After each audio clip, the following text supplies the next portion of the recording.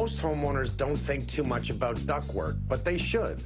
Ducts are like the veins in your home, taking warm and cold air to every room in the house. When there are leaks in the ductwork, the air doesn't travel well at all, so many of the rooms aren't heated or cooled properly. In simple terms, if you took a 100-foot garden hose and you put 50 holes in that garden hose, how much water do you think is actually coming out? Next to none, right? You fill all those holes, and all of a sudden you've got the pressure at the end of the hose where you're expecting it to be. Ductwork in a house works in exactly the same way. And if you give it a ton of holes, which we have in all the cleats and all the joins, there's leakage. Today, we're going to use an aerosol sealant that blocks most of the leakage. You're going to block all the registers.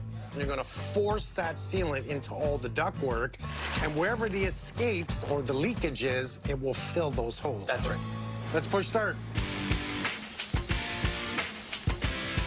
Already, it's sealing leakage. It's going in the right direction. It's going down. Yeah. After about an hour, the sealing is complete.